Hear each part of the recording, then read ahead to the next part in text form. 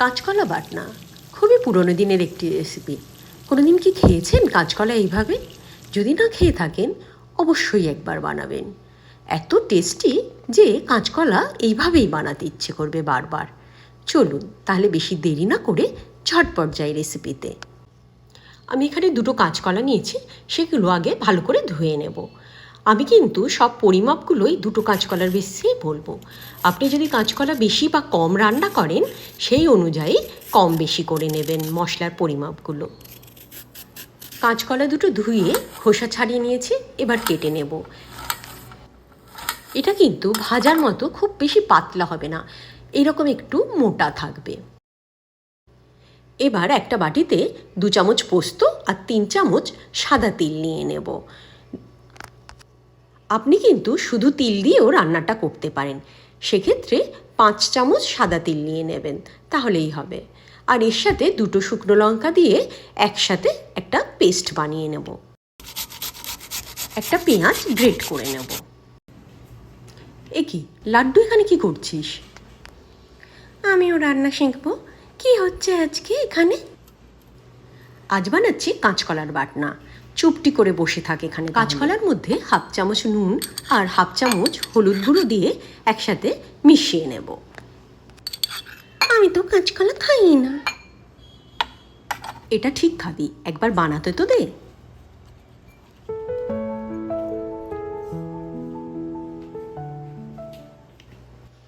এবার কড়াইয়ে সর্ষের তেল নিয়ে নেব। লাড্ডু, একটু কাঁচকলার বাটিটা দিয়ে যা তো আমাকে। Thank you. এবার এখানে তেল ছেটাবে, দূরে গিয়ে বস। তেলটা গরম হয়ে গেছে, এর মধ্যে কাঁচকলাগুলো দিয়ে দেব, দিয়ে উল্টে পাল্টে লাল করে ভেজে নেব।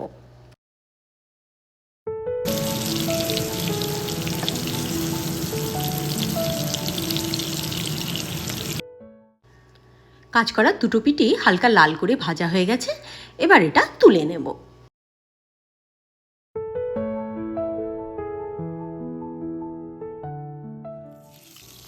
ওই তেলেই গ্রেট করে রাখা পেঁয়াজটা দিয়ে দেব, দিয়ে হালকা লাল করে ভেজে নেব।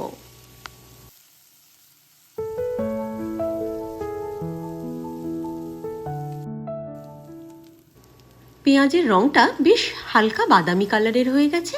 এবার এর মধ্যে তিল, পোস্ত আর শুকনো লঙ্কার পেস্টটা দিয়ে দেব, দিয়ে কষিয়ে নেব।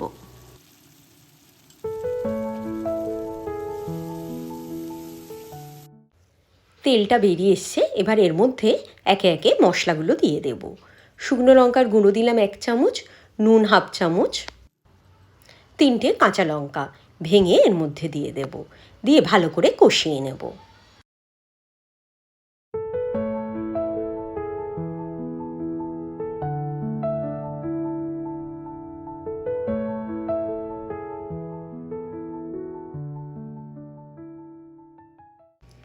মশলার কাঁচা গন্ধটা চলে গেলে এর মধ্যে অল্প করে জল মিশিয়ে নেব, দিয়ে পুরো মশলাটা ফুটতে দেব। জলটা কিন্তু এখানে কমই লাগবে, কারণ কাঁচকলা তো আর আলাদা করে সেদ্ধ হওয়ার কিছু নেই, কাঁচকলা ভাজলেই সেদ্ধ হয়ে যায়। শুধু মশলাগুলো যাতে সুন্দরভাবে কাঁচকলার মধ্যে মেখে যায় সেই জন্যেই জলটা দেওয়া। জলসহ মশলাটা ফুটছে, এবার এর মধ্যে ভেজে রাখা কাঁচকলাটা দিয়ে ভালো করে মিশিয়ে নেব।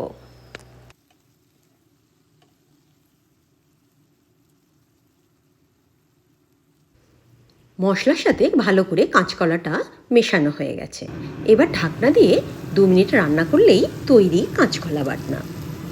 কি সুন্দর দেখতে হয়েছে, আমাকে একটু দাও না। বাহ, তুই যে বললি কাঁচকলা খাস না, এইভাবে রান্না করলে অবশ্যই খাই। লাড্ডু তো দেখেই বলছে খুব ভালো হয়েছে নাকি। আপনারাও কিন্তু রান্না করে জানাবেন কেমন লাগলো।